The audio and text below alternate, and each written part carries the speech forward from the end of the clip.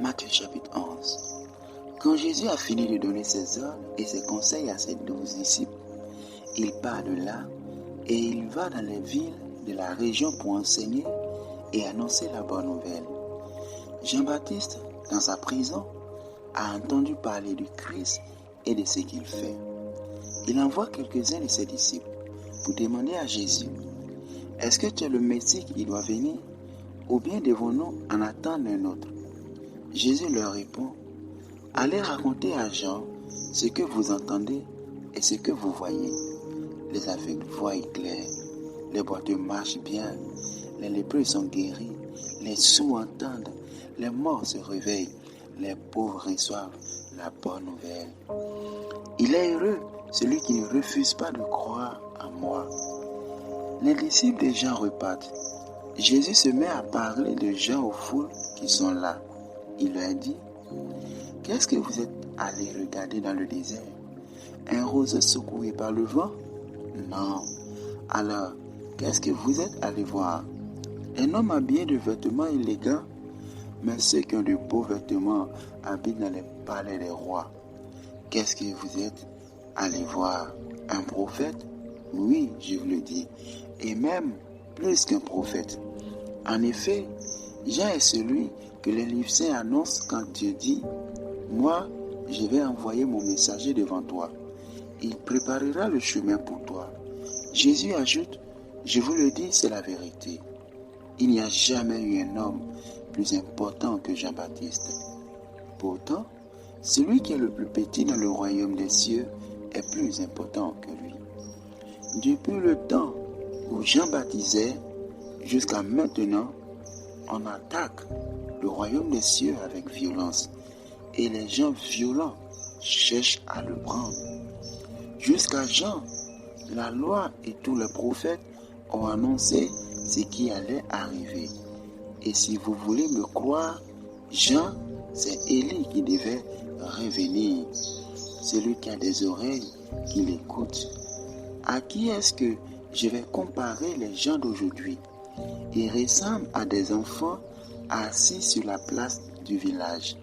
Les uns crient aux autres: pour vous, nous avons joué un air de flûte, mais vous n'avez pas dansé. Nous avons chanté un chant de funérailles, mais vous n'avez pas pleuré. En effet, Jean-Baptiste est venu. Il ne mange pas, il ne boit pas, et les gens disent: il est fou. Le Fils de l'homme est venu, il mange et il boit, et les gens disent: regardez, cet homme pense seulement à manger et à boire. Il est l'ami des employés des impôts et des pécheurs. Mais quand on voit ce que fait la sagesse de Dieu, on reconnaît qu'elle agit bien. Alors Jésus se met à faire des reproches aux villes où il a accompli la plupart de ses miracles.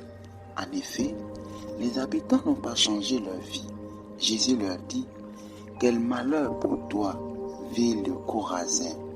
Quel malheur pour toi, ville de Bethsaïda! C'est chez vous que Dieu a fait des choses extraordinaires, et non à Tyr et à Sidon. S'il avait fait ces choses là-bas, leurs habitants auraient changé leur vie depuis longtemps. Ils l'auraient montré en prenant des sacs comme habits et en mettant de la cendre sur leur corps. Oui, je vous le dis, le jour où Dieu jugera les gens, il sera moins sévère avec les habitants de Tyr et de Sidon qu'avec vous. Et toi, ville de Capernaum, est-ce que Dieu te fera monter jusqu'au ciel? Au contraire, il te fera descendre chez les morts. C'est chez toi que Dieu a fait de grandes choses et non à Sodome. S'il avait fait ces choses-là à Sodome, cette ville existera encore aujourd'hui. Oui, je vous le dis, le jour où Dieu jugera les gens, il sera moins sévère avec les habitants de Sodome qu'avec les tiens. Peu de temps après, Jésus dit: Père, Seigneur du ciel et de la terre, je te dis merci. En effet, ce que tu as caché aux sages, et au savant. Tu l'as fait connaître aux petits. Oui, Père, tu l'as bien voulu. Mon Père m'a tout donné. Personne ne connaît le Fils sauf le Père. Personne ne connaît le Père sauf le Fils.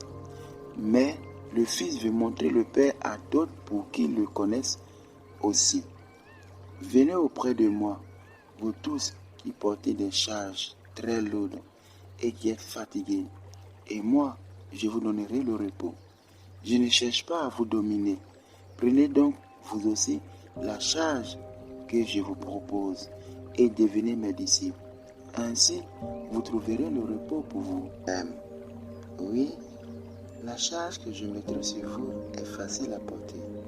Ce que je vous donne à porter est léger.